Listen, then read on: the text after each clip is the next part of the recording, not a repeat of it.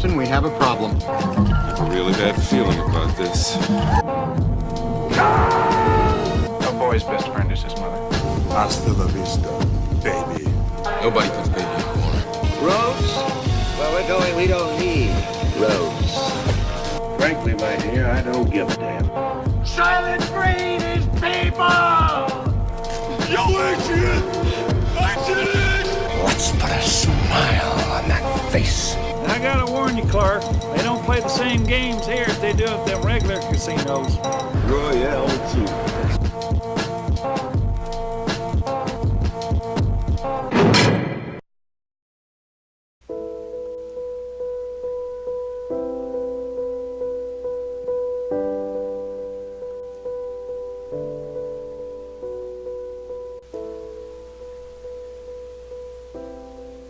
Welcome back to Casino Royale with Cheese. This is the show where me and my esteemed colleague discuss movies that came out exactly 20 years ago.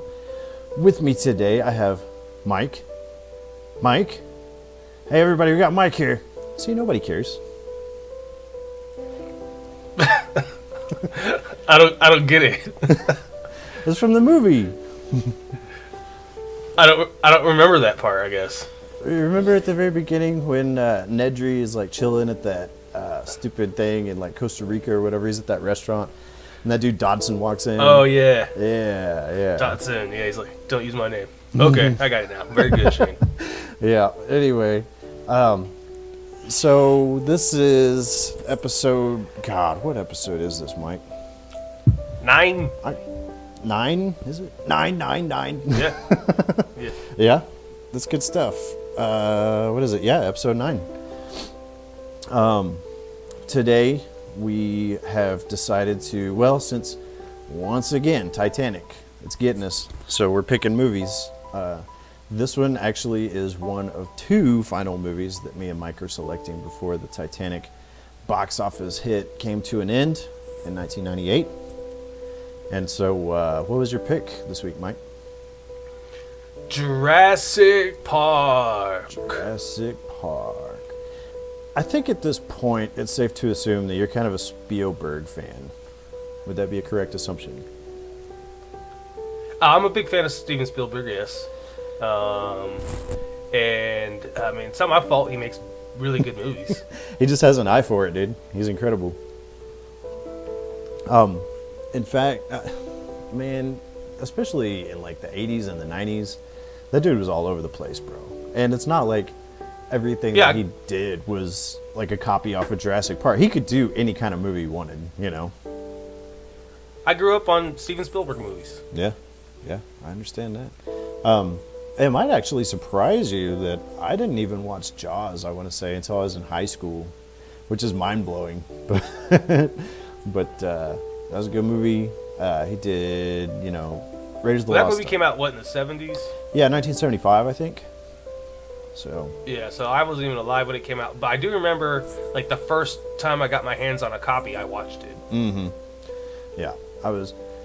If you don't look at that movie in the mindset of it's like an older movie, like, I could see people not being that interested in it. But at the time, it was monumental, though, you know.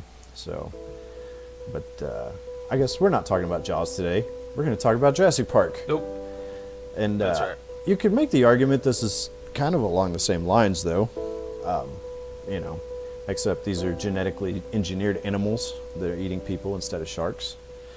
Why don't you explain your fucking dinosaurs, dude? Yeah, man, it's awesome. Well, I mean, they are genetically engineered, though. So, why don't you explain to me your experience, and more specifically, like your initial experience with Jurassic Park? I take it you've seen it before this. Yes. Yeah. So my brief history with Jurassic Park. So my mom and dad, especially my mom, she always tried to encourage me to read. Mm-hmm. And I hated to read. I thought it was like the most boring thing ever. Yeah. But she handed me Jurassic Park, the novel, written by Michael Crichton, and was like, I think you'll really like this book. Just give it a shot. So I did. I read it from cover to cover in like 2 or 3 sittings. Wow. I had it knocked out. That's a big book too, bro. Yeah. And so when the movie was released in theaters, Mom and I were definitely there. Yeah. And I loved it. I remember watching it in awe, and I watched it again last night and was still like, this movie's so good. Mm-hmm. Yeah, I understand that. I had a different take on it. I never read the book. I didn't read the sequel either. My dad, growing up, he was always really into like documentaries, like The World at War and stuff like that, you know. And if there was like some dinosaur documentary, then he was like, hey, you know, you should watch this with me. And I never cared, but I mean, you know, dude's got the remote. What are you going to do, you know? And so, Right. yeah, up comes 1993. I must have been about 9 years old. And he was like, man, he goes, we need to go watch this movie. And I was like, what is it? And he's like, Jurassic Park. And I said, well, what's it? Because I didn't know anything about the Jurassic or the Cretaceous period or anything like that. You know, I was like, what is it? You know, and he's like, it's dinosaurs. And I was like, oh, God. Dad's going to drag my ass to the theater to watch this stupid dinosaur documentary, you know. Oh, really? Yeah, I was not excited at all. And I watched it, and my mind was blown, man. Like, it was incredible, you know. But it was not what I was expecting at all. So, yeah, it was good stuff. It was, for a 9-year-old, some of it was kind of hard to take in, man. It was pretty extreme in places, you know. But I've never seen anything like it. Probably before or since.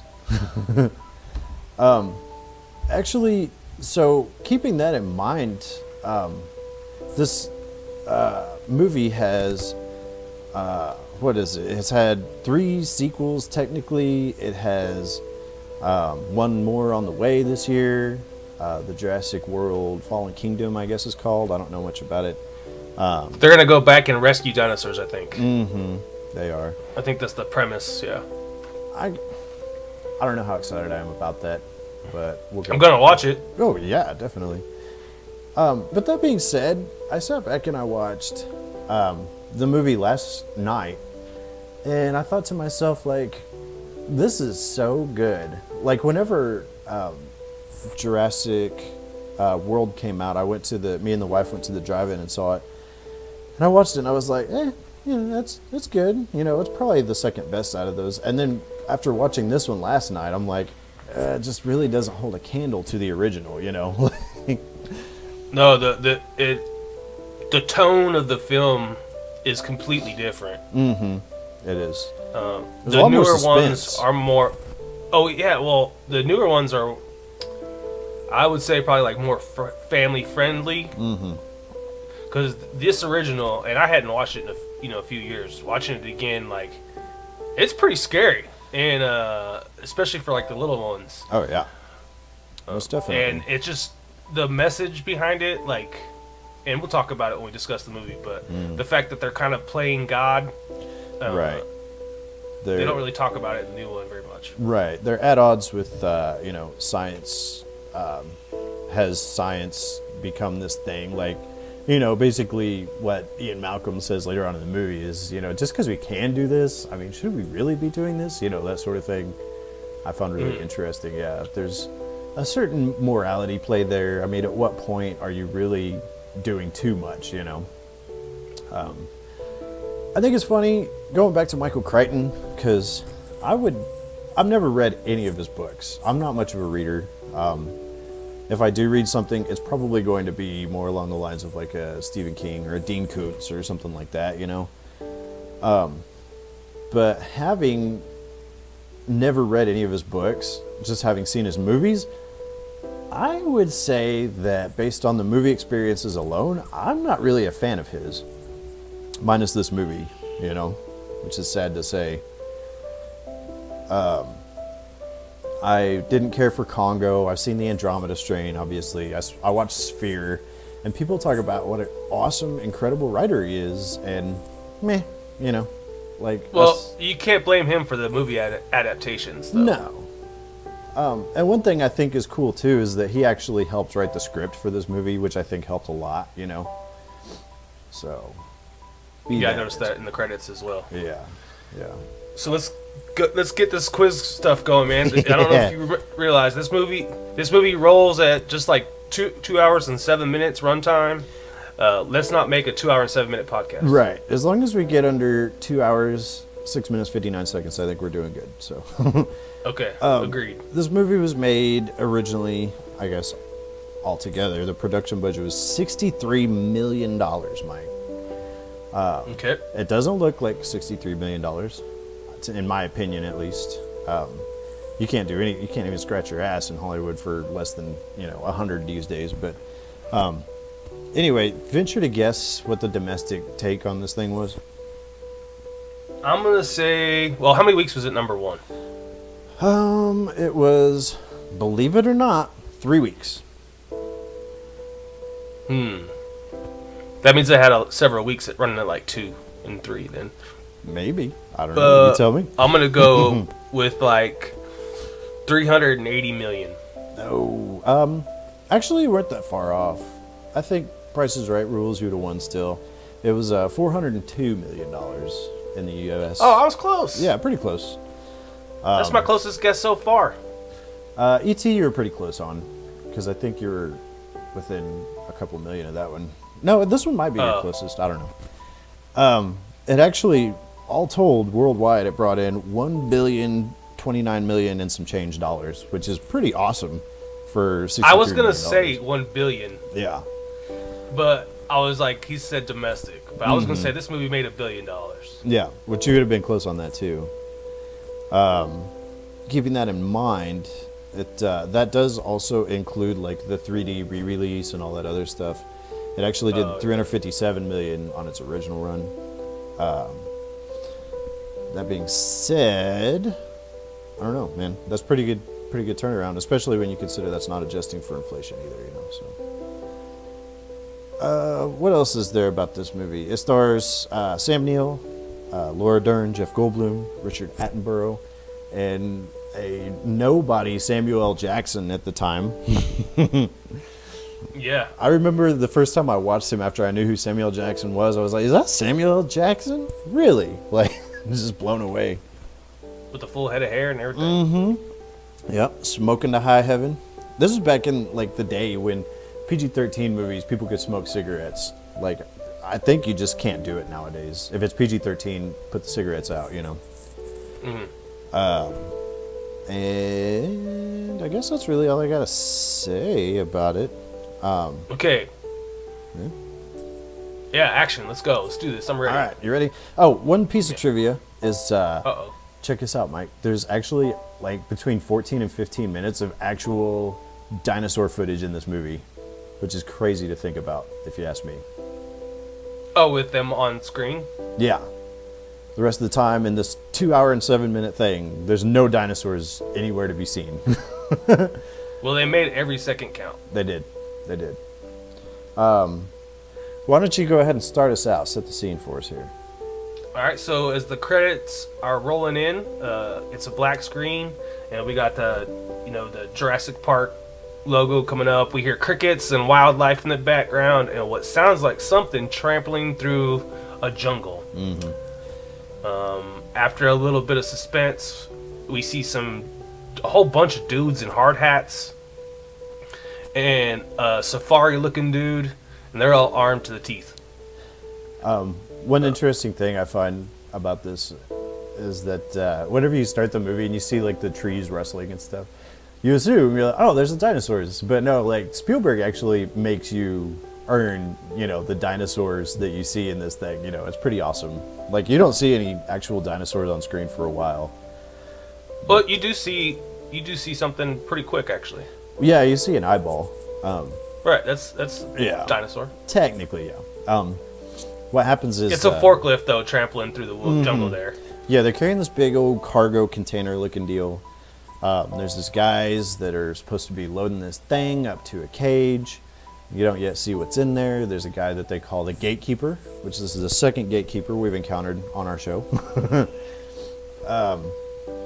And then directly after that, you see where I guess something wasn't latched in or whatever, and this whole storage container like falls backwards, and this guy goes tumbling off the side of it, which would hurt initially anyway. And his situation goes from bad to worse, unfortunately. And he's the only black dude there. Yeah. Why does the black man have to be eaten right away, dude? The black dude in the horror movie, man. That's the rules, I guess.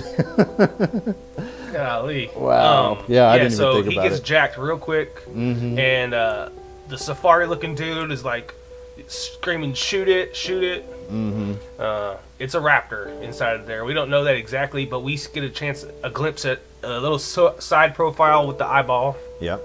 And it's like looking right at this guy, and you can see where this guy, he's basically getting thrown around like a rag doll. It's like picking him up and stuff like that. You can only see the top half of this dude, and it's raised him, a good, 3 or 4 feet up in the air. And you can see where these other guys are like trying to grab him and pull him out and stuff, but it's just not going to happen, and people are using these cattle prods to try to tase this thing, and just having no luck. Finally, the dude bites it, or gets bitten, I guess is a better way to say it. Yeah. But yeah, that's the end of that. The guy with the safari hat, his name is Robert Muldoon, one of the biggest badasses in this movie, I think. Badass dude. Yeah, and we're on some island in some jungle 120 miles west of Costa Rica. Yep, Island Nublar, which is not featured again until Jurassic World, believe it or not. But yeah, we cut to where there's this random dude that's floating on this river bank. It looks like he's wearing a suit, and he's obviously an attorney. Yeah, he looks way out of place. Yeah. He's carrying an attaché. His name is Mr. Gennaro. Yeah, we're in the Dominican Republic. And he's talking to these guys because I guess he was supposed to meet with an elderly gentleman there by the name of John Hammond. They say, well, he wasn't able to make it because his daughter's going through a divorce. He wanted to be with her. And so anyway, come to find out, I guess what's happening is all these investors that have contributed to whatever it is that they're doing out on this island Nublar have gotten cold feet since the death of this guy. And so they've sent an attorney to get 2 experts in the field of, I guess, dinosaurs to do their assessment of this operation that they've got going on.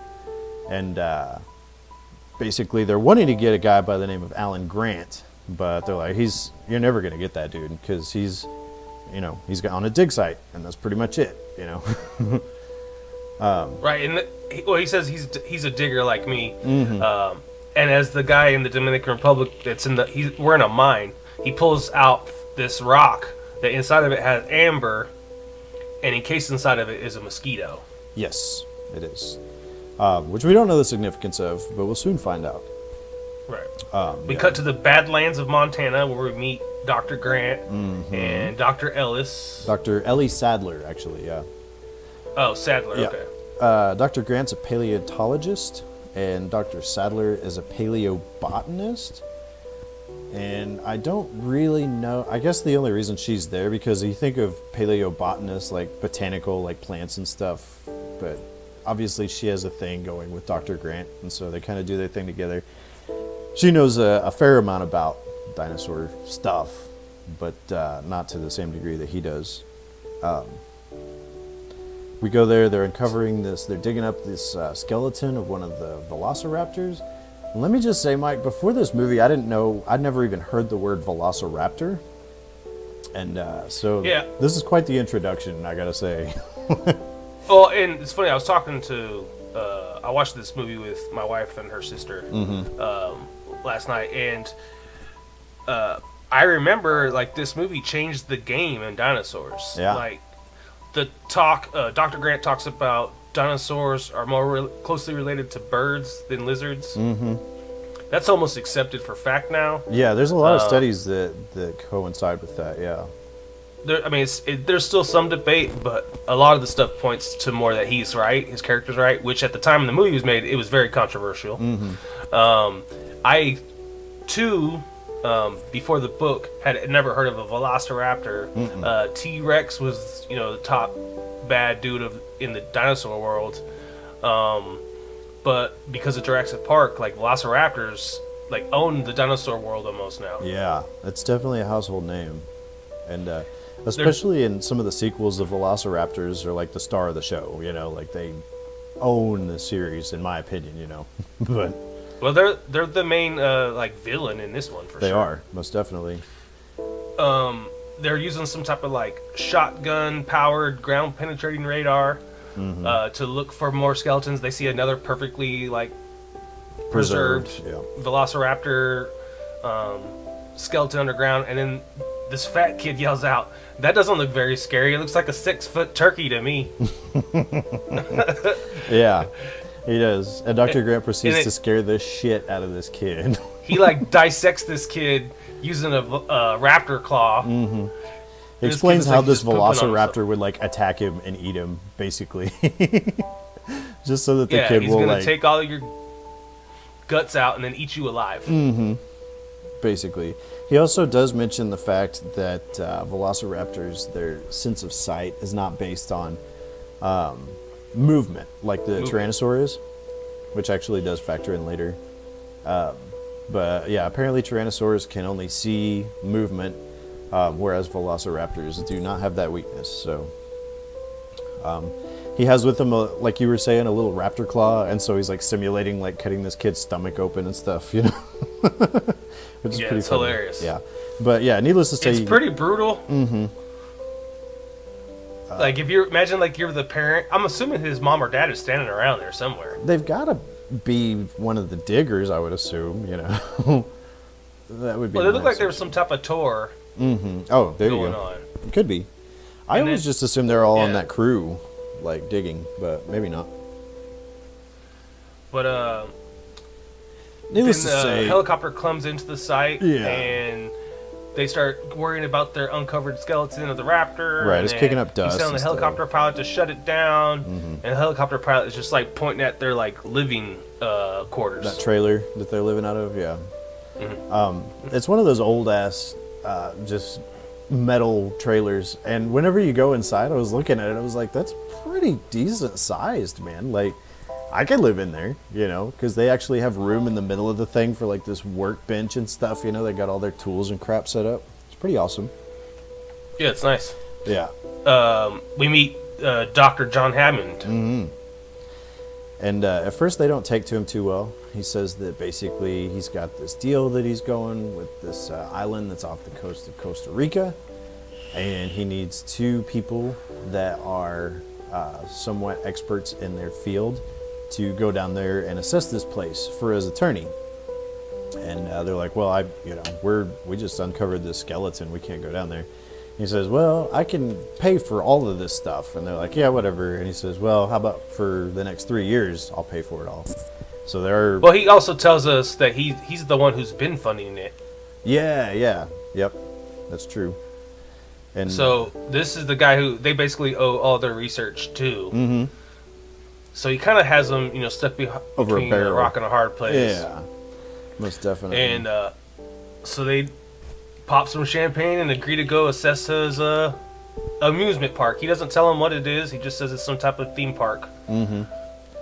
We, right after that, cut to San Jose, Costa Rica, where there's this fellow that arrives in a taxi cab wearing this goofy looking like a straw hat or something, and he's basically there to make contact with this fellow played by Wayne Knight named Dennis Nedry. And that's where I got the intro for the video, was because Nedry's like, Dodson, and he's like, you shouldn't use my name. And so basically he starts yelling his name, and like, nobody cares. Yeah, nobody cares. You find out that Dennis Nedry is actually kind of a double agent for this other company called Biosign that is competing with John Hammond's company, Engine, and they want him to like steal some of these embryos and keep it in this modified Barbasol can, which will keep these embryos refrigerated for 36 hours while he escapes the island, and he's going to give them the embryos so that they can grow their own dinosaurs, basically. Well, it'll help him catch up on 10 years of research, is what Nedry says. Exactly. They pay him like $750,000 or something. Yeah. Which doesn't seem like a lot for 10 years of research, but yeah. Whatever. I mean, I wouldn't sneeze at 750 grand, so it's whatever. Yep. Anyway, so yeah, we go through. There is an interesting line toward the end. They actually bring him the ticket for his meal, and he's like, "Don't get cheap on me, Dodgson." He's like, "That's the mistake that Hammond made." And so you get the impression, it's almost like a little throwaway line, but you get the impression though that he is not pleased with John Hammond. He's a very disconcerted employee, I suppose, having to do with money issues. But I just love the fact that it's Newman. Yeah, me and you both, man. I just want to be like Newman. Right. And I didn't watch Seinfeld in its original run, but I did see this. And so whenever I watched Seinfeld, I was like, "Oh, it's Newman." And then like he winds up popping up on like Third Rock from the Sun and stuff like that. The guy made his rounds back in the 90s, dude. But Yeah. We cut to them arriving close to the island by helicopter. It's the lawyer from the beginning, Mr. Gennaro. We've got Mr. Hammond. We've got Dr. Grant and Dr. Sadler. And then there's another gentleman that has joined them, a Dr. Ian Malcolm, who's a chaotician. I guess he is also a mathematician. And so he goes through... I thought it was Played by cool. Jeff Goldblum. Yeah, Jeff Goldblum. He's great in this role. I'm a Jeff Goldblum He's so good fan. in this. I like Jeff Goldblum too, but he's really good in this. Yeah. You get this immediate. He's kind of like a rock star scientist. They even call him, a rock star. And it's right after he actually hits on Dr. Sadler. So, yeah, he's wearing the leather jacket and all that stuff. Yeah, it's great. Yeah. And he's actually coming back for the new movie, which is awesome. So, go him. So we finally get to see the island. Yeah, after all this build-up. And I know you're going to talk about it. So the score comes roaring in. You hear that famous, Jurassic Park theme song. Yeah. Actually, I wasn't even going to bring it. Do you have to bring up the score for this thing? Like, come on, dude. But yeah, it's incredible. And one thing I like is that, like, the score, in my opinion, isn't as good as E.T., but it's definitely got a lot more stuff to it because there's a lot of suspenseful stuff in here, and John Williams nails it every time, with the material he's given. Well, and some of his score is the soundtrack for the dinosaurs. Yeah, it is.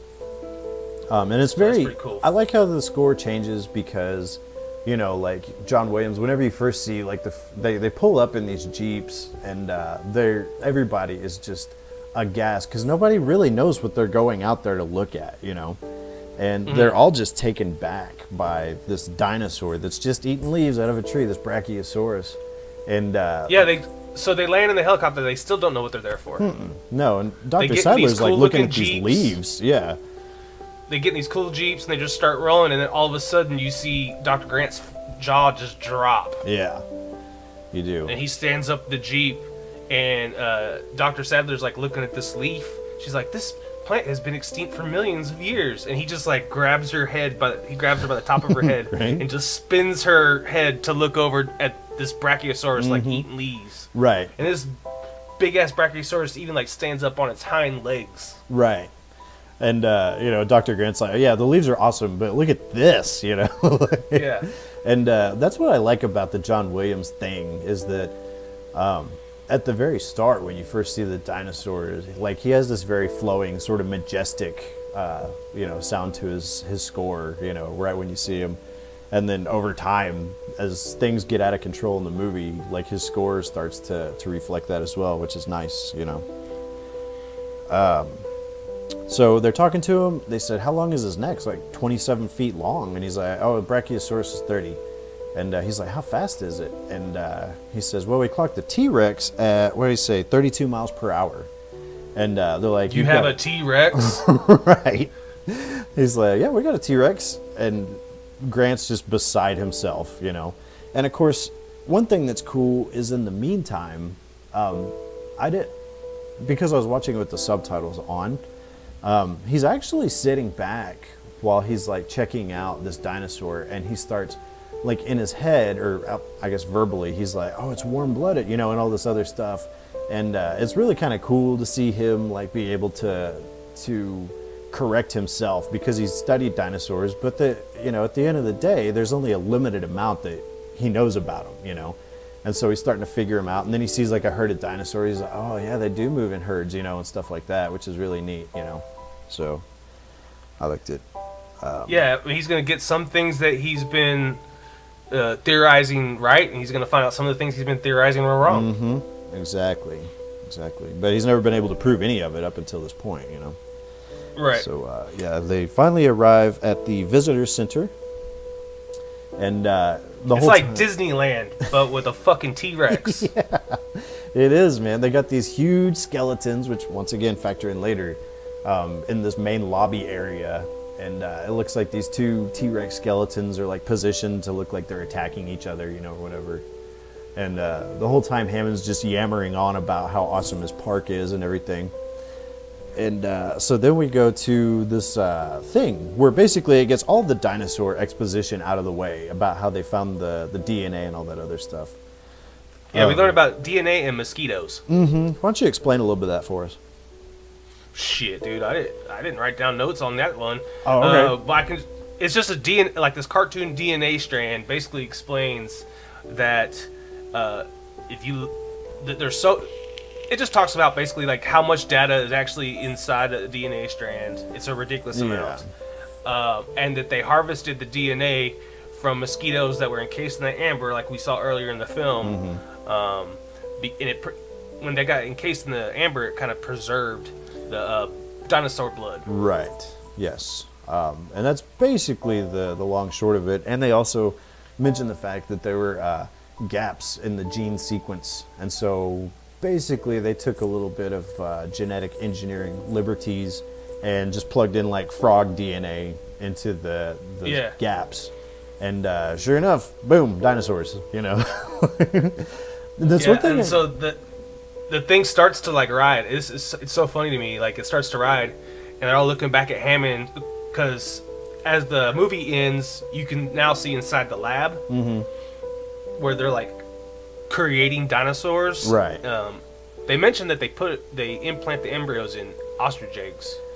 Oh, is that what I didn't pick up on that. I was like, well, where do you get the egg from? Yeah.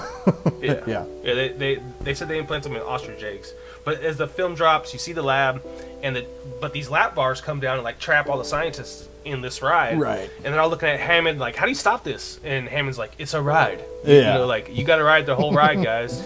Yeah. Like he wants to show off his toys. Right. And one real quick, the doctors like break out. Right. I do like how the lawyer, he's like, so are these autoerotic? And he's like, what is it? He said, no, these aren't, oh God, what was it he said? He said, no, these are not animatronic, but the lawyers actually said autoerotic. But yeah, that was great. So finally they get sick of this stupid ride, and they push these little restraining bars forward. And, well, they get sick of this ride after 3 feet of moving. Right. They're like, we wanted that lab. Yeah, we want to check some shit out. Yeah, I can't blame them, Yeah, they're scientists. Yeah. Of course, that's exactly what they're going to want to do. Mm-hmm. So they dip out, and they wind up going into the lab just in time for this little nest of raptors. These eggs start hatching. And basically, Dr. Hammond mentions that they like imprint, like a familiarity type thing on the first thing that they see. So he wants to be there whenever each one of them is born. And so then we get into this whole discussion with this Dr. Wu, who is the only actor to return for Jurassic World, B.D. Wong. And he actually talks about how they are denied the additional chromosome they would need to be a male during the genetic engineering process. So yeah, they can't breed. He said they can't breed in the wild. They're all females. Right. Yeah, they're all females, which I think is funny because Ian Malcolm is like, how do you know that they're all females? And he explains all of it to lift him. up their skirts? Yeah, and so like he's like, well, I mean, life finds a way, blah, blah, blah. And he's like, so you're implying that all females will breed? Like, he's like, no, you know, which is pretty funny. But yeah, that's whenever Dr. Grant asks, he's like, what breed are these? And he's like, velociraptors. And then they're like, oh my god. You breed raptors. Mm-hmm. And then we cut to where they actually go out to this raptor cage that they have set up. And that seems pretty crazy. They feed a cow to these things. Yeah, they bring it in by like a whole this harness. living cow. Mm-hmm. Yeah, they crane it in. The raptors destroy it, and while that's going on, Muldoon is explaining to us that they should be killed. Mm-hmm. They're dangerous. Right. They're problem solvers. They're smart. Right. They're testing our. We have them locked in this cage because they were testing the electric fence in the pen they were being kept in. Right. And there's like, I guess, an alpha female, if you will, where like she went through. They had like 8 of them, I think he said, and then whenever they put her in the mix, then she killed all but 2 of the others. And so there's 3 raptors. And what she would have them do is whenever they were in their fenced-in area, she would actually have them go and like test out these different spots on the fence to see if it was electrified. And he's like, but they never checked the same place twice, which shows that they have, you know, problem solving skills, essentially, you know. After Then Hammond takes him to eat lunch. yeah, this is a great scene. When I was a kid watching this, I was like, okay, let's get past all this crap so we can watch the dinosaur stuff. But the older I get, the more I like this scene, I think.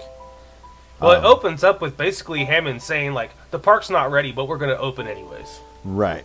And then, you know, he's like, the lawyer's like, well, you know, people pay whatever they have to get in here. And that's when Dr. Hammond is like, well, you know, I don't want just rich people to be able to see these exhibits either. This is for everybody. And that's when the lawyer's like, yeah, well, we'll have a free coupon day or whatever. And Ian Malcolm's listening to all of this and just getting really irritated, you know, that they've taken this, you know, piece of ancient history of Earth and turned it into this marketing tool, you know, and that there's this lack of respect for what they've created, you know, which is great. Yeah, he's really against it. Yeah, very much so. And then you can see pretty quickly that the other scientists are also pretty much against it. Grant talks about you're taking an extinct species that has been separated from man by 65 million years and you're just slamming them together. Right. His take on it is you don't know what's going to happen exactly, you know. And Dr. Sadler, she's like, well, you're not really showing that much discipline. She said because, you know, you have these different breeds of plants and stuff like that are here in this building that are poisonous, you know.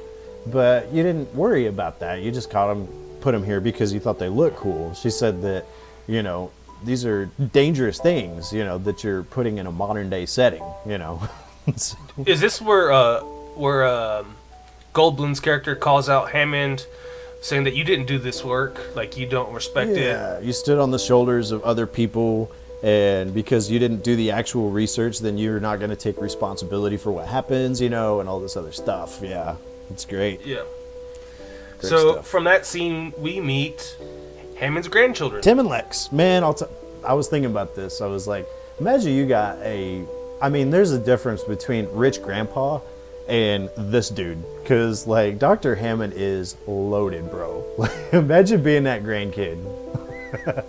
I mean, he bought an island and built an amusement park that he's filling with genetically engineered dinosaurs. Yeah, I don't know if you Crazy. get more baller than that. dude, baller. Straight up. They're driving around these Ford Explorers and stuff, and I'm like, I could barely afford my Driverless. car, you know? Yeah. Driverless Ford Explorers. Mm-hmm. I'm little making the before its payments on time. mine barely, you know. But yeah, we meet Tim and Lex. That's they're the children of the daughter, I guess, that was getting divorced that they had talked about at the beginning of the movie, and they have joined him for the tour that they're going to be giving to Dr. Grant and Dr. Sadler and Dr. Malcolm. That's when we see the Ford Explorers that are driverless. They run on a little electric track. And It's funny because they established early on in the movie that Dr. Grant is not fond of kids, and so like Tim, the younger of the two, is following him around because he's like a dinosaur fanatic, and he's like, I read your book and all this other stuff, and basically the kid wants to sit in the same car with him, and he's like, hell no, you know. It's really funny because like you find out, like we already know from a conversation that Grant and Sadler had early in the film that he doesn't like kids. He says they stink, they're expensive, they're inconvenient, you know, all this stuff.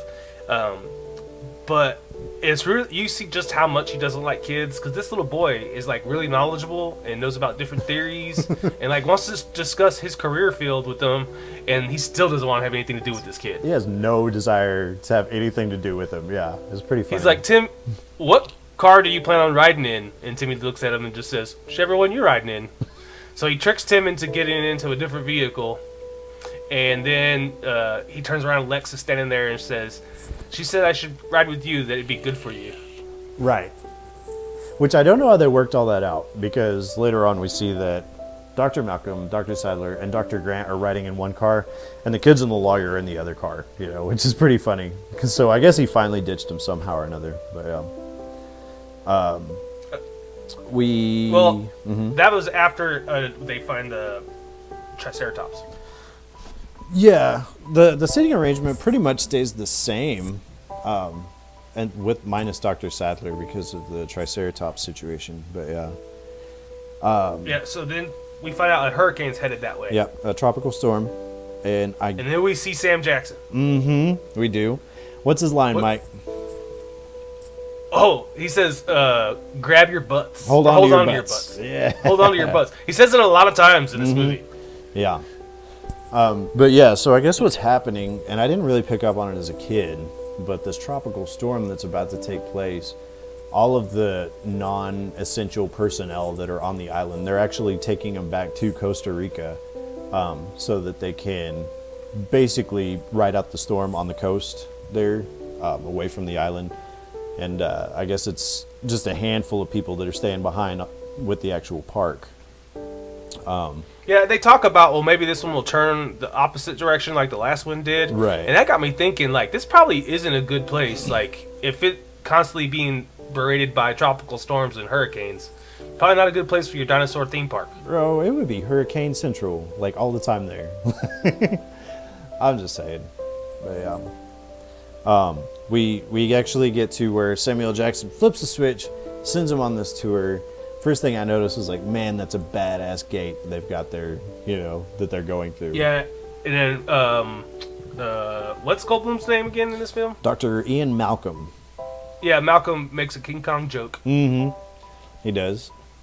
Which it looks a lot like a King Kong kind of door. It does. It looks like something that, yeah, you would see out of like Skull Island on the King Kong movie, you know.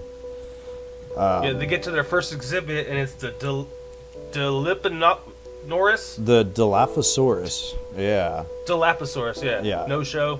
Right, he doesn't show up. They actually talk about, because they have these little computers that are inside of the Ford Explorers, and they're like, oh wow, it's CD-ROM, which ages this movie horribly.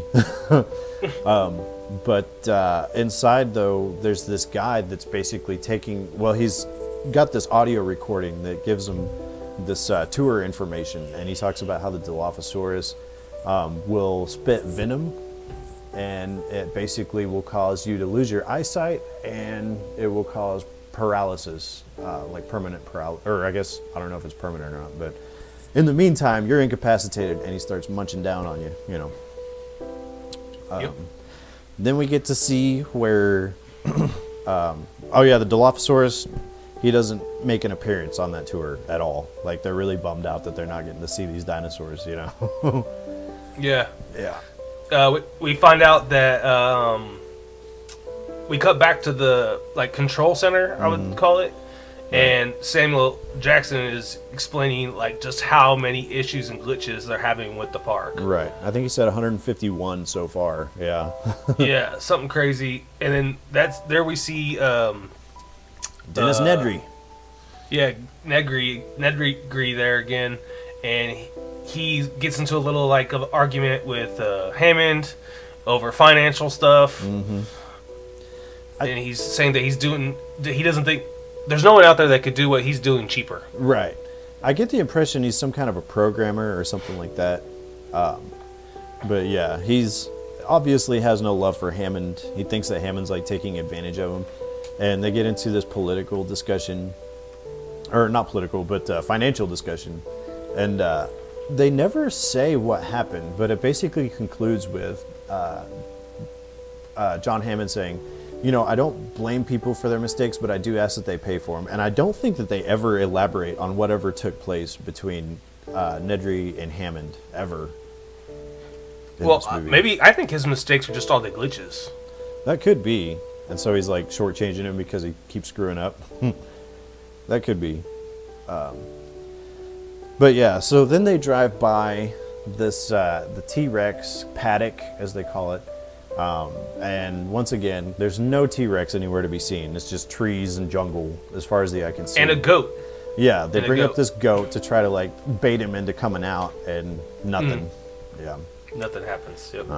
And then, Lex is like, is he going to eat that? When the goat comes up, the lawyer says, what's the matter, kid? You've never had lamb chops? Right. And she says, actually, I'm a vegetarian. Right.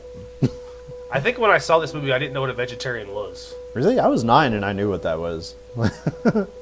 That's funny. Well, maybe you're more advanced than me. Perhaps.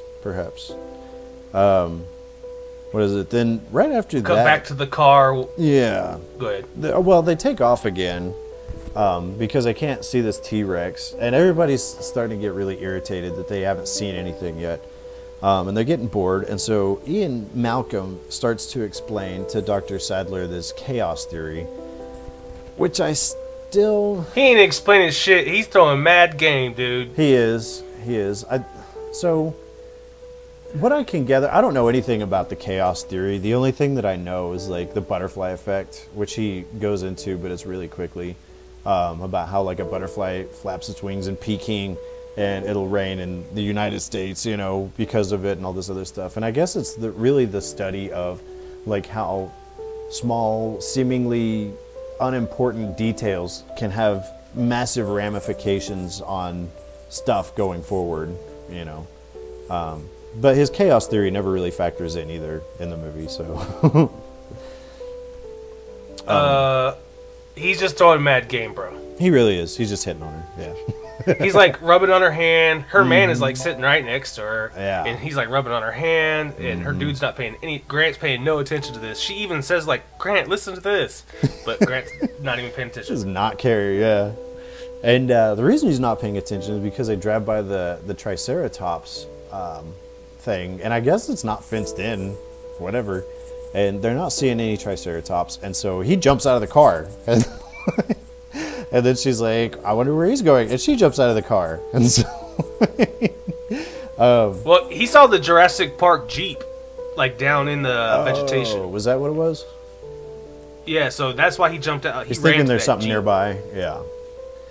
And he even says later that like the Triceratops when he was a kid was like his favorite dinosaur, They go to everybody winds up hopping out of the vehicles, and so they stop the explorers from running, and they go down to where there's this Triceratops that looks like it's sick, and it's laying on its side, and there's this guy that's a doctor there, Dr. Harding, and he's not really sure why this thing is sick, but apparently it keeps getting sick every 6 weeks, and so then, like, Dr. Sadler goes through and she winds up, she tries to take a little sample off of its tongue and stuff like that. Maybe it's something that's been eaten. And she can't figure it out. She winds up digging through its shit. And, well, it's the first time we see the dinosaurs, like, on camera. Minus really see a dinosaur. Right. Minus the Brachiosaurus at the beginning. Oh, yeah. Well, this is the first one they get to touch. Right, yes.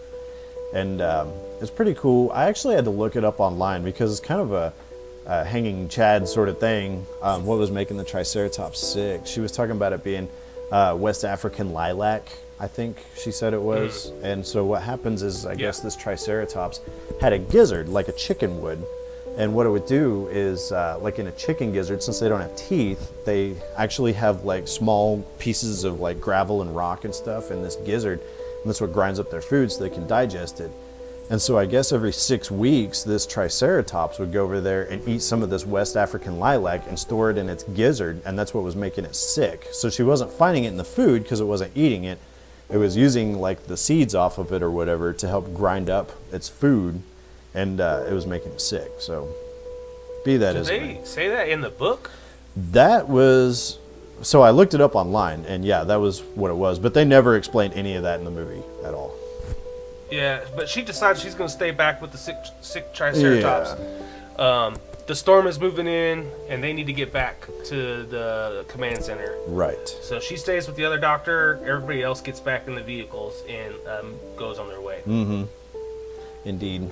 And then we see where basically Dennis Nedry has decided that he's going to institute his plan, if you will, where he is...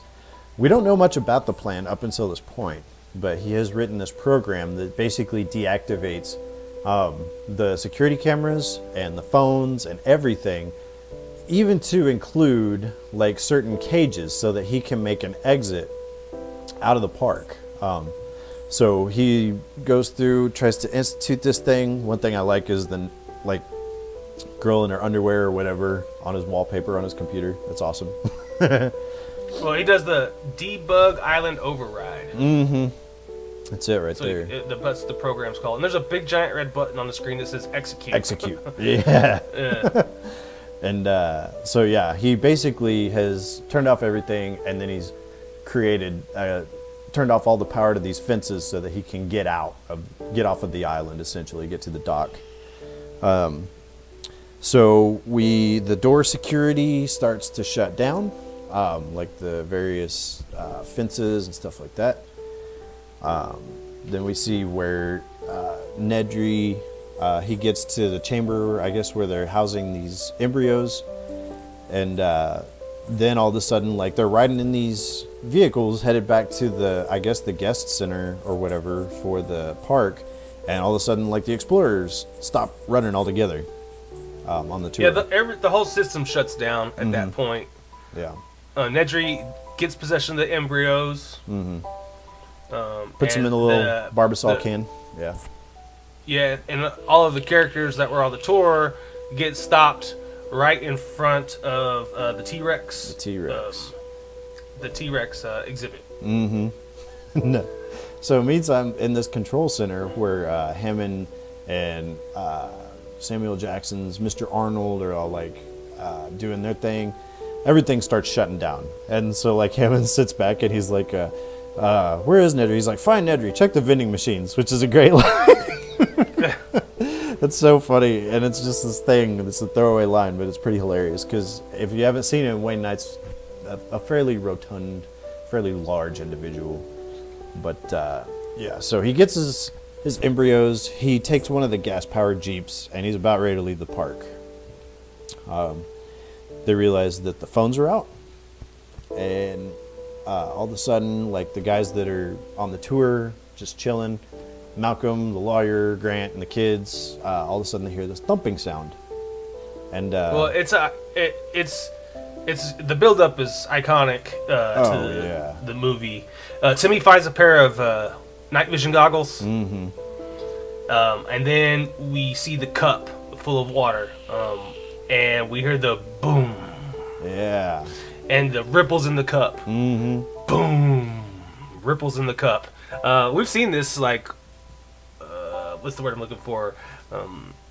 Parodied in other films. Yeah, it's shown up.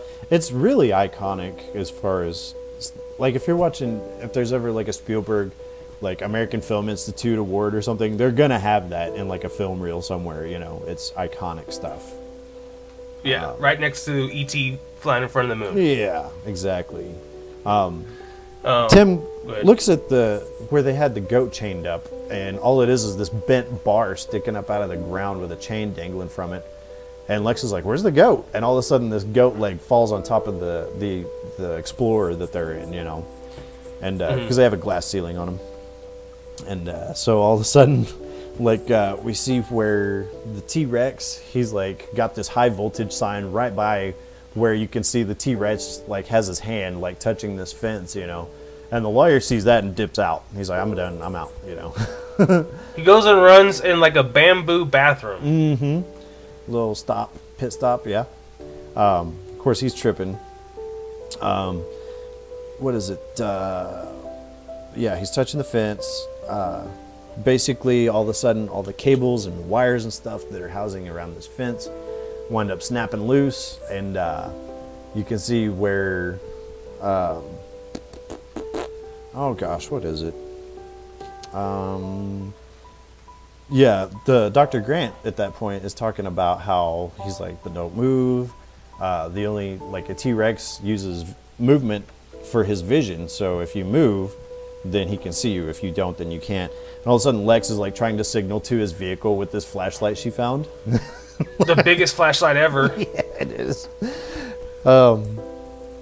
And they're start yelling at her from the other car, like, turn off the flashlight, turn off the flashlight. Yeah. Her brother starts yelling at her, turn off the flashlight. Too late, T-Rex seen you. Yeah, and it's great because the lawyer left the door open when he ran to the bathroom, so Tim goes to like shut the door, and all of a sudden his T-Rex head like pops down and like looks inside, you know.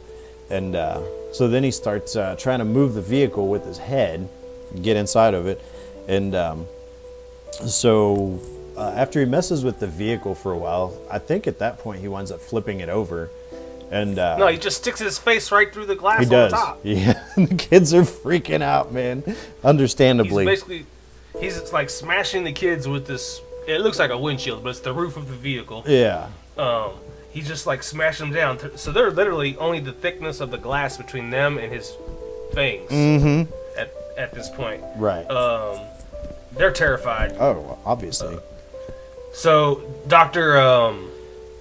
Grant gets out with a flare and like works it perfectly. Like sways back and forth with the flare and then just chucks it into the woods, and he stays still. Yeah, to get the T-Rex's attention, yeah. Yeah, the T-Rex he's going for the bait. He's getting ready to hit it into the jungle to get the flare, and then what's his nuts jumps out with the flare too and starts running. Yeah. So the T-Rex is like, I'm going after this dude, you know. Yeah. At this point, I think that the Explorer that the kids were in is flipped over because he actually runs over to it and gets Lex out successfully. But Tim's feet are stuck because he's wound up crushing the top of this vehicle, and his feet are stuck underneath the seat. He can't get out. One thing I do like is you can see when the T-Rex, he's like standing on this vehicle, and like the look of terror on Lex's face is very genuine, bro. She looked horrified. Props to the actress, man, because she was really frightened looking. Both of the kids really delivered in this film. They did. Spielberg knows how to direct kids, man. I don't know. They say no kids, no pets in Hollywood. But Tim has like some of the best lines in the movie. I agree. He's pretty funny. Yeah. So let's see. He saves old Lex out of the vehicle, and then That's right. While the Dr. Malcolm is like running after he threw the flare or whatever, I think he winds up falling or getting stepped on or something to that nature. He gets injured one way or the other. And T-Rex like hits him with his nose as he's crashing into that like bathroom. Yeah, that's what it is. And of course T-Rex sees the lawyer. He's just sitting there on the crapper. Well, he's the only thing left standing. Like after T-Rex crashes into this little hut, the only thing left still vertical position is this lawyer sitting on the toilet. Yeah, it's great, man. And of course he the immediately noise bites that motherfucker in half. Yeah, the noise that the T-Rex make is great too, because he's like, oh, you know, basically. When this thing roars, it roars like 1,000 trumpets are going off, man. Yeah, It's so cool. Right. Apparently they used a combination of like 6 or 7 different animals making noises all at once at various volume levels to make that roaring sound. But it's really iconic, really incredible stuff, you know. So then it's right after that that Grant's trying to get the kids out of the vehicle. Dinosaur comes back. The T-Rex comes back. He starts moving the vehicle, like spinning it around with his nose and stuff, you know. And they're trying to hide on like the other side that's further away from him. And at one point he winds up pushing the thing off into this pit, basically, that's over the T-Rex wall. And Grant and Lex are holding on to some cables. Mm-hmm. and the car goes flying over the top of them and lands in the tree. It does, because he's like, try to reach out that thing, and so they're trying to sway back and forth so that they can grab this other cable that's off to the side. And right whenever she grabs it, this whole car plummets off of there into the tree. I remember as a kid when I first watched this with my dad, and I think it was at that point I was like, man, this movie's just incredible, you know, really impressed, you know. It's right after that when they realize that they can't fix a computer, and basically, like, that's whenever Samuel Jackson's going through and he's trying to like get back in and give it all these commands and stuff like that. And whenever you get Nedry's little computer program that's like didn't say the magic word, you know, and all that crap. All right. Yeah. So then we see where Nedry, he's managing to get around okay, but he wound up getting his vehicle stuck on this. I think it was just because like his glasses were fogging up and stuff like that. But he winds up crashing his car, and the front wheels are spinning. There's nothing that he can do to get it out of there. He didn't really know where he was going because earlier he crashed into a road sign that showed him which direction to go. Right. So, you know, he's just kind of trying to get the hell out of there. Right. Yeah, so he gets stuck. He decides that he's going to winch himself out of there. Mm-hmm. He does. Which is great. There's this little, once he gets the winch tied around this tree, then there's this little dinosaur that's maybe, you know, 3.5, 4 feet tall. And he's sitting there making all these cutesy noises and crap, you know. And it's a fantastic scene because he's like, I don't have any food on me, and go ahead and piss off. And so he goes to try to like throw the stick, try to get the dinosaur to fetch it. It's not going to happen, you know. And it's only after that he realizes that he's met up with this Dilophosaur, and it winds up spitting this venom on his shirt, and he starts freaking out, and he goes to get in his Jeep again, and then hits his head on the door of the thing, and the Barbasol can goes flying into this little muddy looking swampy thing, and he hops back in the Jeep, and only to find out the Dilophosaur is actually inside, and that's all we see of him, pretty much. He gets jacked. Yeah, it's pretty stone cold, but it's a really cool scene though. I like it. Yeah, I love it when like the hood of that Dilophosaur like flaps open and like Yeah. I don't even know how to describe the sound it makes. It's so cool. Dude, that thing is really menacing looking. Once it gets that piece, that flap going, man, that thing's rough looking. I guess Spielberg originally, because they had not written by the time this movie came out, Michael Crichton had not written the second movie. And so Spielberg was hoping that if they did a sequel, it would have something to do with that Barbasol can, but they never go back to it in any of the movies or anything either, you know. So They do. Really? Yeah. I'm pretty sure they used it in Jurassic World. They talk about that can. No, because the embryos are only good for 36 hours. After that, they're no longer viable.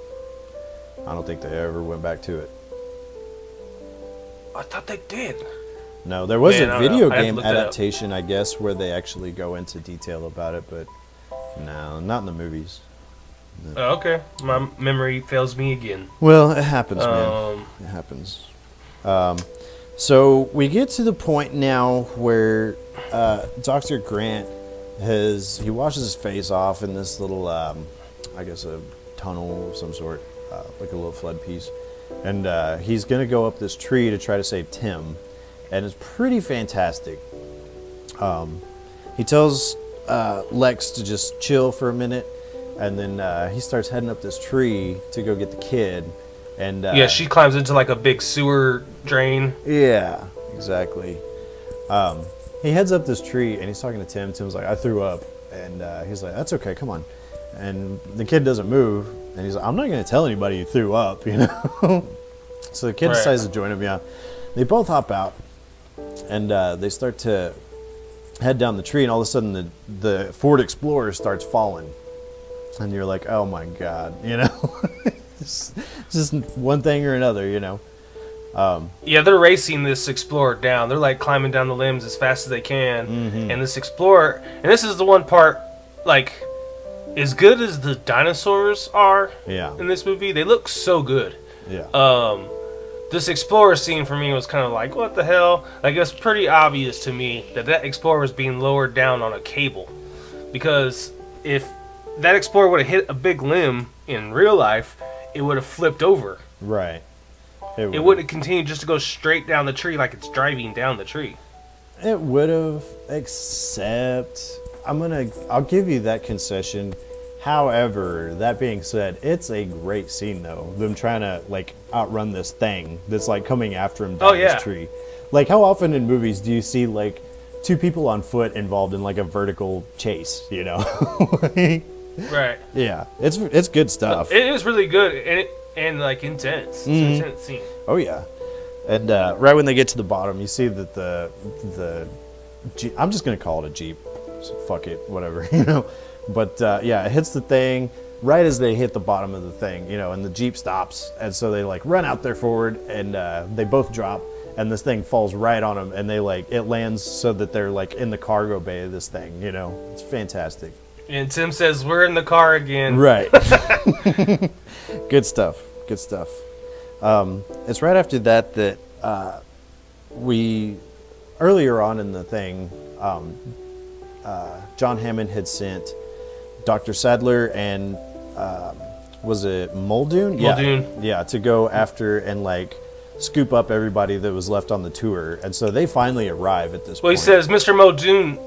He says, Mr. Muldoon, will you save my grandchildren? Yeah, go get my grandchildren for me. Yeah, and so it's they arrive at this scene of what just happened, and one of them is gone.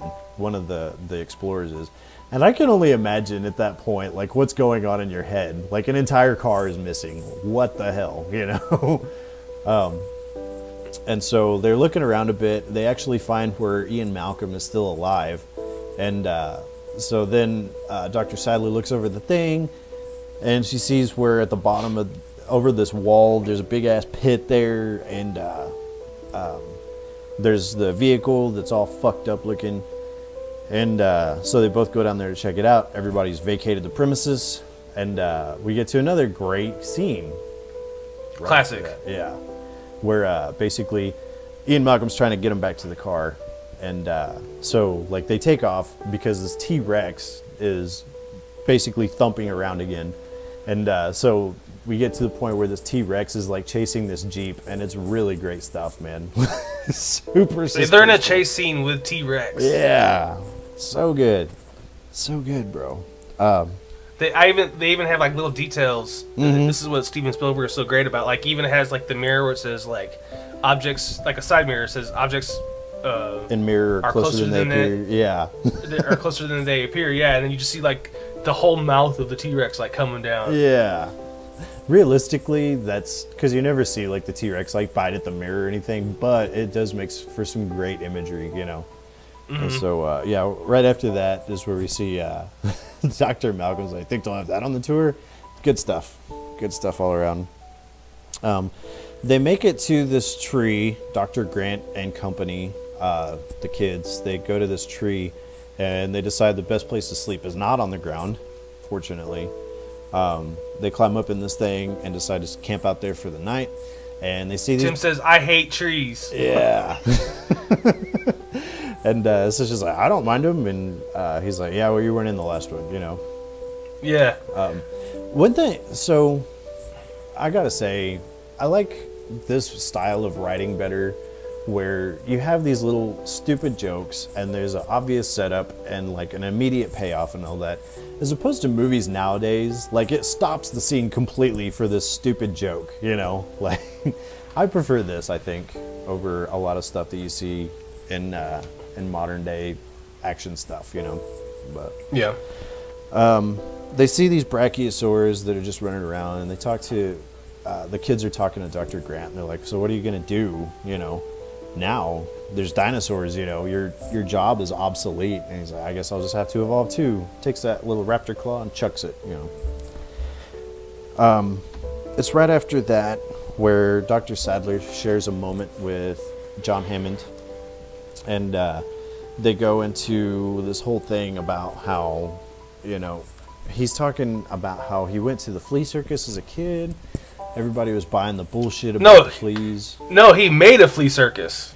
Did he? Oh, he made the flea Yeah. circus. Okay. Yeah, he said his first park was a flea circus. I thought he was saying the first park he went to. I got you. Yeah. No, his first business was a flea circus. Mm-hmm. He said it was all fake, but people would convince themselves they could see the fleas. Right. Yeah. All this automated crap running. I don't think there are even flea circuses anymore. But yeah. Basically, he's like, this is I didn't want this to be an illusion. I wanted this to be something real.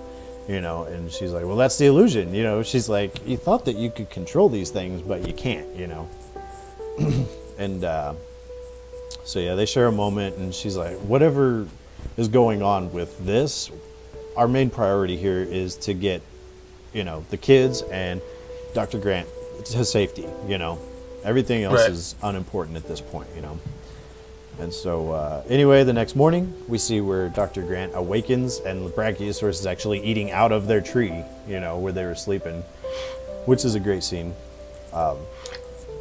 Did you notice that when the Brachiosauruses are like communicating, it sounds like whale songs?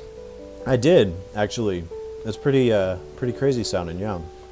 Wasn't it pretty crazy that Grant was able to just to talk to him? Yeah. Kind of like Finding Nemo or something. Right. He just stood up and just made a sound, and they responded to it. Yeah, he definitely got their attention. But yeah, so he grabs a tree branch and tries to lure. Well, Lex is freaking out. Yeah, Lex is freaking out, and Tim's like, "It's a Vegisaurus." Right. And then that's when Grant was like, "It's kind of like a big cow." Yeah. And then it sneezes on Lex. It does. She goes out to pet this thing. She finally is down with it, and it sneezes all over her. Yeah. Like a lot. Mm-hmm. It's right after that when the kids have made it out of the tree, and we cut to them walking through, and we see where they stumble upon this nest of dinosaur eggs.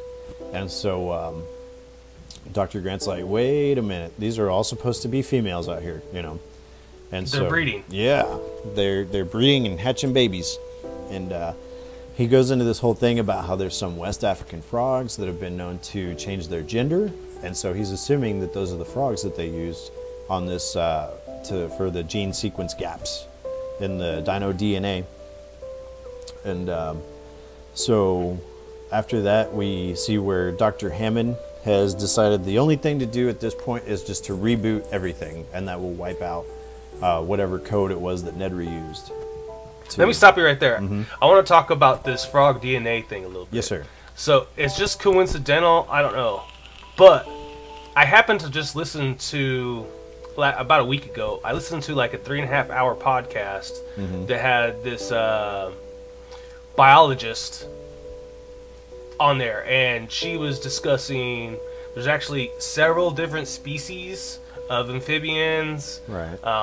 some small rodents, and there's quite a bit of different kind of fish and stuff that do this, that will change their sex in order to meet breeding demands. Yeah. Huh. So Nemo is a clownfish, Yes. right? So in Finding Nemo, when mom dies, then dad would become the dominant female and would be the breeding partner to Nemo. Really? Yeah. So there's this whole Oedipus thing going on there too. Well, those are the only two clownfish we have, but Right. there's always every time a female dies, in the clownfish, there's another one of the males will turn into a female in order to breed. Right, to ensure the preservation of that line of species. Yeah, that's interesting. So when they talk about at the beginning of the movie that they fit gaps in with frog DNA, I knew, or at that point I was like, oh, that's how they breed. I had forgot about the part in the movie where he discussed all that stuff. Right. So it's pretty clever the way they used it in the movie. Another kind of a red herring deal, because the dinosaurs breeding never factors into this movie or any of the others going forward, I find. But yeah, no, that's interesting. I didn't know that clownfish would change their gender. That's interesting. But yeah, No, I guess it's not bullshit. And that's one thing I like about Michael Crichton is, I mean, rest in peace, because he died a few years back. But he would apparently go through and find something that he thought was an interesting subject matter to write a book about and just delve deep into this stuff. And he would become almost like an expert in that field. So that there are certain concessions that he made, like the Dilophosaur apparently did not spit venom and stuff like that, realistically. But he would really get deep into this stuff. So he knew what he was talking about whenever he would write these novels based on scientific, fact. So it's interesting. But yeah, that's good stuff. So Malcolm, wait. Oh yeah. Yeah, that's when they decided to reboot everything. Real quick though, why is Malcolm laying down like that? His leg got hurt. Well, why is he laying down like that is a good question. He's got his shirt open, his chest is all glistening, right? Like he's posing for a calendar or some shit. I thought that too, man. I was like, get out of here, Jeff Goldblum, dude. You're not going to be a sex symbol no matter how hard you try. Right, you're kind of a derpy looking dude, Yeah, he's laying there like with his elbow, like his upper torso like resting on his elbow, and like his shirt's open and stuff. Yeah, get out of here. Well, he's laying in that like typical like laying on your side, I'm sexy pose. Right, something out of Glamour Shots or something, Yeah. Yeah, really bad. Yeah, I noticed that too. I'm glad you brought it up. So yeah, they decided to shut down the whole system. They're going to reboot. Yes, they shut down everything. At first, Samuel Jackson's Mr. Arnold is not like on board with that at all, but he decides to go ahead and shut it down. And in so doing, he flips everything back on. And right after they flip everything on, then they're all right, it worked. And they're like, "What do you mean it worked? Everything's off." And he says, "Well, so in the maintenance shed, there's a circuit breaker, and I'm guessing that whenever we shut everything down, then it tripped all those breakers. But once we get them flipped back on, everything will go back to normal." And so in 3 minutes, I could have the power back on in 3 minutes. Yeah, it takes a bit longer than that, but yeah. After that, we see the kids. They're out walking around with Dr. Grant. He says that the visitor center is like a mile away, and then all of a sudden, this Gallimimus herd comes running past them. Running through them, basically. And so then we get to see where this T-Rex attacks one of the Gallimimus. It's great. Well, he says they're moving like birds, like random group movements, like they're trying to avoid a predator. So then T-Rex just comes in and just smashes on one of them. We get to see that predator full force, yeah. And Lex immediately is like, "Can we go now? Can we go now?" Let's get out of here, please. Yeah. A little bit of time has passed, definitely more than 3 minutes, and so this Mr. Arnold is not back. And so they set up this deal where Dr. Sattler is going to go to this maintenance shed with the help of Mr. Muldoon and try to get the circuit breaker flipped back on. And so basically Dr. Hammond is going to talk her through it. He has a schematic of this whole shed, and they have walkie-talkies that they're using. Yeah. So she and Mr. Muldoon go outside, and she's like, "Oh, there's a maintenance shed right there." He's like, "No, don't move." He's like, "We're being hunted right now." We're being hunted. Yeah. They walk by the Velociraptor cage, and I guess whenever they shut down the power to reboot the park, it shut down everything, including that fence as well. And so. And they're already out. Yeah, they're gone. Yeah.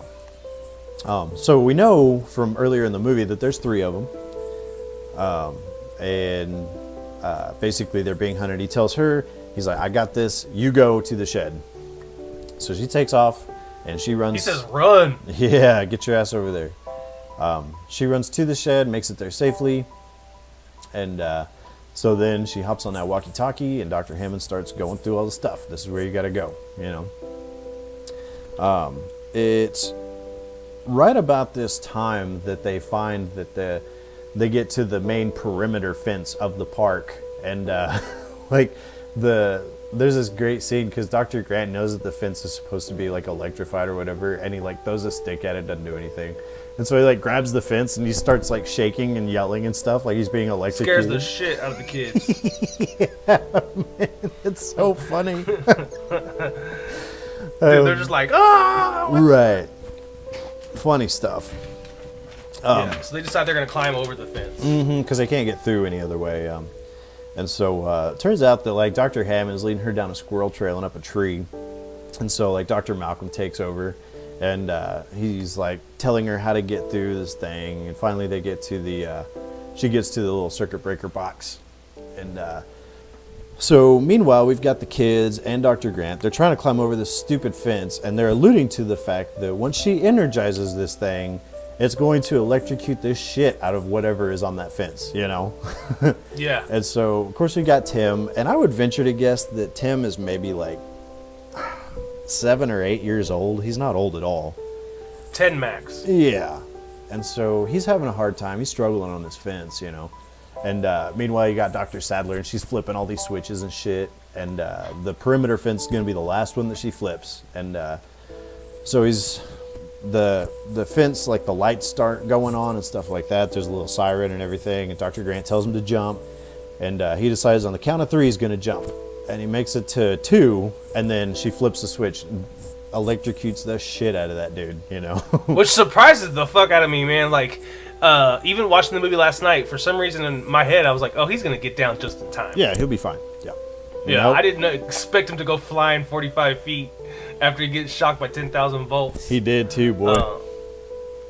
And then right after he gets shocked, raptors, they bust into the circuit breaker room. Yeah, you find out that they're in this stupid maintenance shed. And so Dr. Sadler's down there like feeling good about herself that she got everything turned back on. And nope. She backs up, an arm like lands on her, and she's like, "Oh, Mr. Arnold, it's just his arm." Right. Samuel Jackson's done. Yep. We cut to the outside. Mm-hmm. Muldoon is like getting ready to. He's trying to kill one, and then just then, like the face of Raptor pops out like on his left hand side, Yeah. like right next to him. He's like, "You sneaky bastard." Yeah. Muldoon's dead. Yeah, he gets ate the fuck up. It's actually Dr. Grant alluded to that early on in the movie when he's scaring the shit out of that kid at the very beginning, and he's like, you know, you'll see one and it's looking at you and you're looking at it, and then you'll have 2 of them come from either side, you know. That you didn't even know were there. Right. And so Muldoon fell into that. Anyway, we get to the point where Sattler has taken and like shut this caged door looking thing, like this chain link door, essentially trapping the velociraptor in this shed. She runs out. Of course, she's freaking out. And what is it? Grant's performing CPR on Timmy. He's doing CPR. Yeah. And the Lex is bawling. Mm-hmm. And she really does look like she's crying for real. Really for real. Yeah. And he saves Tim again, Yep. and immediately cracks a joke about his hair standing up. Yeah. Well, it's funny because Tim had counted 1 and 2, and then like whenever he wakes up, he's like 3, like that. Yeah, it's good stuff. So then, what is it? He manages to get the kids to the visitor center, and the kids, they've got like this buffet set up, you know. Yeah, they feast. Yeah, they're getting down. Dr. Grant goes back outside to see if he can get anybody's attention because nobody's there. And then that's whenever Dr. Sadler shows back up. And what is it? She says run. I think she's talking, like trying to get herself psyched up to go run to him because she hurt her leg somehow or another.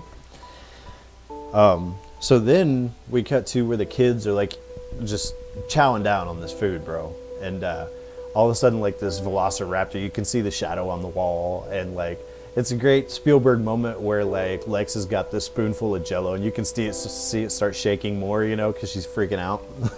Yeah, good. Yeah.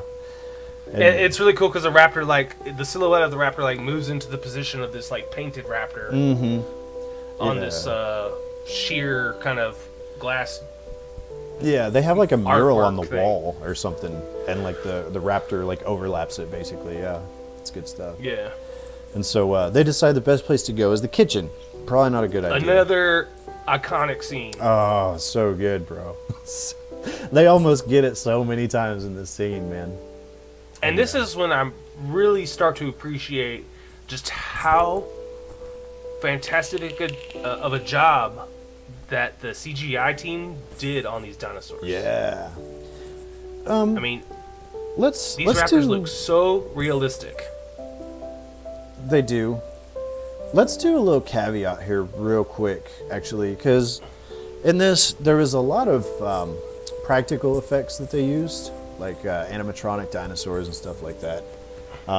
And they used some old tricks of the trade that I think worked pretty well, like doing a lot of the T-Rex stuff at night, and they did it in the rain and stuff like that to try to hide any sort of deficiencies there were in the CGI department. But in my opinion, this thing stands up really well CGI-wise. Oh, dude, I was gonna. One of my conclusion statements was gonna be how well this film held up, Dude. because of how good they did those dinosaurs. It really does. There's a lot of stuff that in this movie that I'm sitting back when I'm watching it going, now was that the animatronic or was that the CGI? You know, and I think that, and a lot of people would argue this, but I think that this stands up way better than, for example, like the Avengers: Age of Ultron. Like whenever Tony Stark is fighting the Incredible Hulk, it's a cool scene, but never am I sitting back going, well, that's pretty realistic. You know, like that looks pretty good. You know? Well, no, because it looks pretty damn cartoony at some points. It does. That's my point is there's no like uncanny valley with this at all. I think that it looks like they're right there. There's real dinosaurs, you know, just about. So Yeah, and this scene is what really put it in, sent it home for me. You know, Yeah. just like, damn, they did such a good job. Mm-hmm. These kids are running through this kitchen and they almost die every time. Oh yeah, yeah. They get, There's some great like where she's suspense. hiding. I was Go just ahead. gonna say there's some great suspense moments here too, because there's this big cat and mouse where these raptors are trying to get these kids, and they're just weaving in and out of these like kitchen counters and stuff like that, and these dinosaurs are just trying to sniff them out and listen for them and stuff like that. You know, it's good stuff. Yeah, the raptors are really perceptive on like changes in the environment. Like, yeah. So when a spoon hits the ground, they're like, "Oh, it's over there." Oh yeah, there it is. Yep.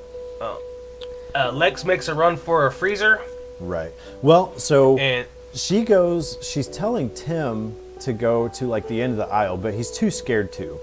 And so like all of a sudden like one of the spoons falls and like the dinosaur goes over there and he starts sniffing around the spoon and all this other crap.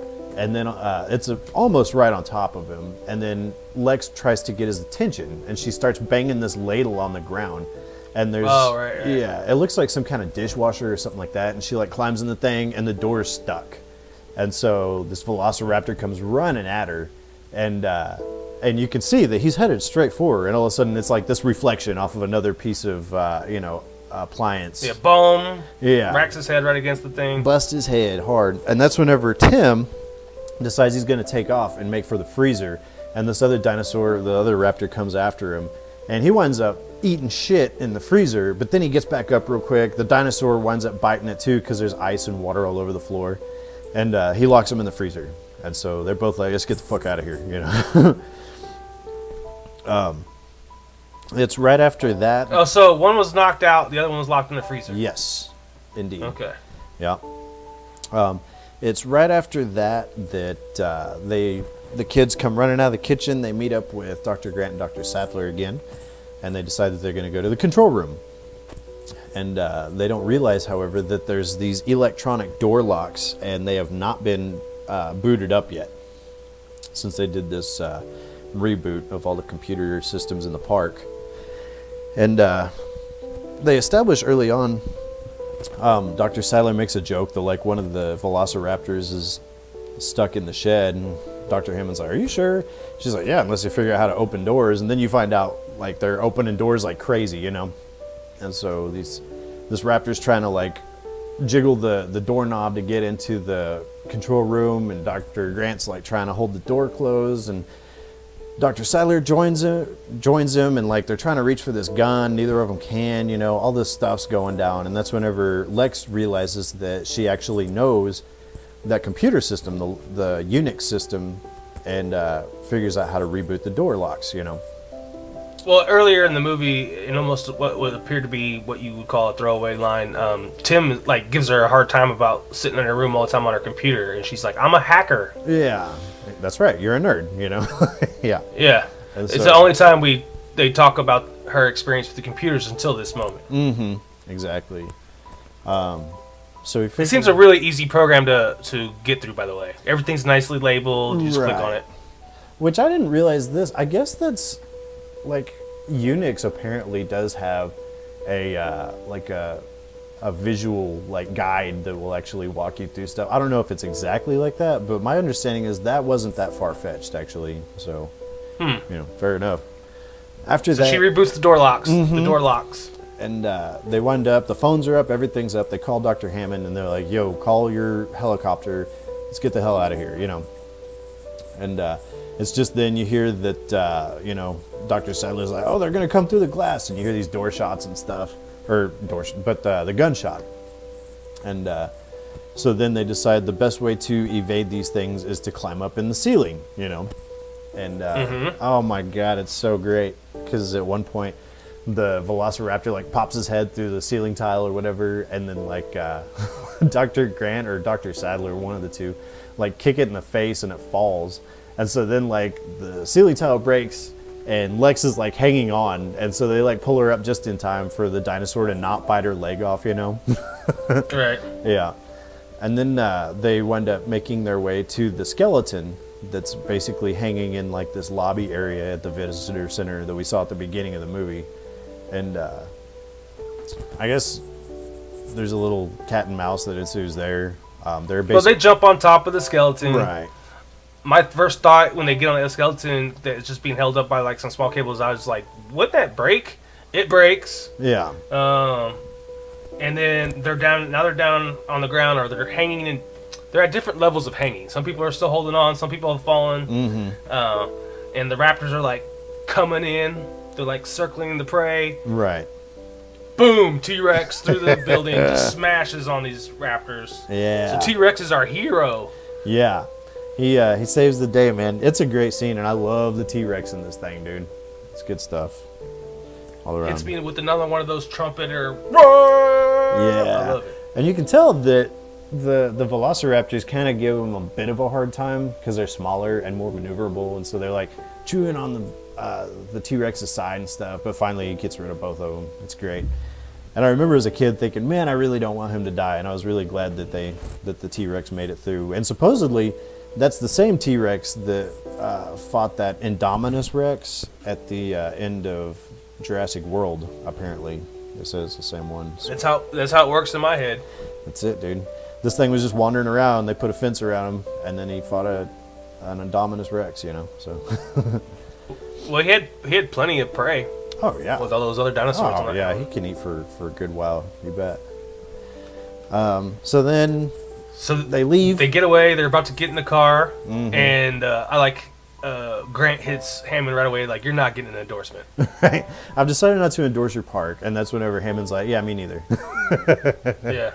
Yeah. And so they take off. They go back to the helipad, and you get one last sullen look from Hammond, and that's when I kind of feel really bad for this dude because that was his entire life's work, and man, it's just gone to shit, Not much left. But yeah, they hop on the helicopter. Probably should have stuck with just the herbivores. I'm just saying. I mean, I would go see a Triceratops. I mean, I'm down for that. That's cool. I would go see any dinosaur. Yeah, absolutely. Any Especially dinosaur. like a big one, like a Brachiosaurus or like a Brontosaurus or something like that. Like a big one, that'd be awesome, dude. I paid to take my child to go see fake dinosaurs. Yeah, that's it. So I definitely would take her to see a real one. Yeah, most definitely. I wouldn't even really care how much it costs at that point. I would just save up money to go. It'd be badass. But Right. Anyway, we get that last look from Hammond. The helicopter takes off. Grant's got a kid in each arm. So his character arc has come to a close. And that's basically, you see him look outside at like this bird, this like pelican looking thing that's flying around outside the helicopter. And so, you know, it's kind of a homage, if you will, to like whenever he was talking about how like these dinosaurs basically evolved into birds, you know, so kind of a cool throwback. But yeah, Ties into a nice little bow for you. yep, exactly, good little bookend. But that is Jurassic Park. Roll credits. Yep. What'd you think? Dude, you already know what I think. That movie is so good. Dude, it's good as hell, man. It's classic. It's so good that, again, I'll use my word, the pacing. I think that's why these movies are such hits and such classic films, because our pacing, there's nothing wasted in this movie. No, nothing at all. And that's one thing. Every little scene, even the things you think are throwaway lines, like come back later. Right. The whole thing, like one of the screenwriters, his name's David Koepp. I guess David Koepp, maybe that's how it's pronounced. It's Koepp, but that aside, the thing I like about him, and he was for a long time one of like the big writers for Steven Spielberg, and I think that with him, one of his strengths is being able to read a book and find the stuff that's pertinent to the plot and leaving it in there, and then taking the stuff that, while it might be cool, it's just going to take up screen time, you know, and being really discerning about what can stay and what can go, you know. So, yeah, they don't waste any time. Well, Go ahead. having read the book and watching the movie, there's a lot of stuff left out, but he does a great job of moving the story along. The stuff that's in it is awesome, so I'm not mad at that. Right. Yeah. One thing that I do like, and once again, not having read the book, but I guess in the book, John Hammond is written as like this nefarious, mustache twirling, like evil businessman, you know, and all this other stuff. And he really doesn't come across like that in the movie at all, you know. He's just as concerned. No, he's like a grandpa. Yeah, he's just as worried about their survival as everybody else. Like, granted, he wants to make a buck, you know, who doesn't? But, you know, he's not evil or corrupt or super greedy or anything like that, you know? He's just a cool guy that found a way to make dinosaurs and he wants people to check it out, you know? I mean... He seems like a kid. Yeah, exactly. He's just as mesmerized by these things as anybody else would be, you know? So... Yeah, I really like it. I was just at the right age too, because there's that whole initial, when you're a little boy, you know, where you're just like, man, dinosaurs are awesome. And then this movie came out and just like reinforced that whole thing for me as a kid, you know. Yeah, it's so good. Oh yeah. But yeah, it's great. Spielberg's a genius. It's classic stuff. But no, it really stands up well, especially to consider that like 2 years before this, Terminator 2 came out, and while it's a great movie, some of the computer effects that they use in that do look kind of wonky nowadays. But 2 years later, they came out Jurassic Park, and it looks incredible. You know, stands up really well. But, any final thoughts on Jurassic Park, Mike? No, it's awesome. If you haven't seen Jurassic Park, go watch it. Yeah, I don't know what the hell you're doing. If you haven't seen Jurassic Park in a while, watch it again. Yeah. It really does stand up really well. It's a lot of fun. It's awesome. I don't know how many times I have to say it's awesome. Shane, why do you keep asking me I don't know, man. to repeat myself? I'm just saying it does stand up really well. And there's some stuff to think about, along with some funny stuff and some action and suspense. It's got everything.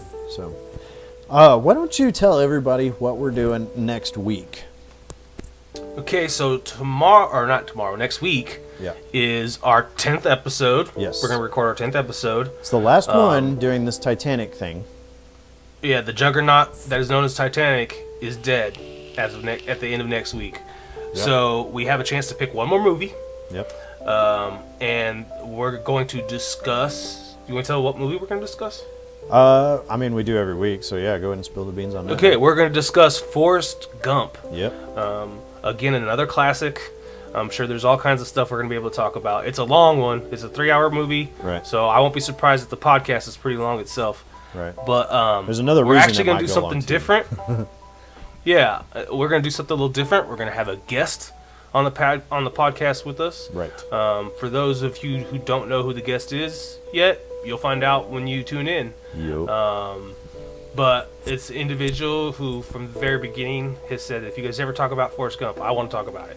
Yeah, he's our resident Forrest Gump expert, and I'm sure he'll go into his history with it. But yeah. Yeah. So we're pretty excited about that. It's marks our 10th episode, Yep. which it ain't nothing when you got people out there like Joe Rogan who's in the thousands. But for us, a couple guys who just decided to do this and just get started with it, 10's a pretty big deal. Yeah. Which means we've been doing this for 2.5 months. Does it seem like that to you, Mike? No, that's longer than I've been committed to most workout plans. Me with any workout plan, so yeah. But yeah. I'm excited though. It'll be fun. Anyway, feel free to join us for next week's episode of Forrest Gump. If you've got some free time and you're not doing anything, you can check us out on social media. It's Casino Royale with Cheese, not one word, on Facebook. Our YouTube is Casino Royale WCheese. Our what am I looking for? The iTunes, Casino Royale WCheese, one word. Kind of the same thing for Twitter, only it's just Casino Royale WCha. Instagram, who cares? But it's the same deal. We're on Spotify too. I didn't even know that, but one of the kids I work with was like, "Hey, you're on Spotify." Really? Yeah, I guess a lot of podcast providers were on a lot of those sites. Oh, okay. Awesome. So if you got that Spotify, check us out. I know my dad uses Spotify. I don't think I do, but whatever. But yeah, I think that's going to be it for me, Padre. Me too, brother. All right. Well, we will see you all next week. Bye. Bye.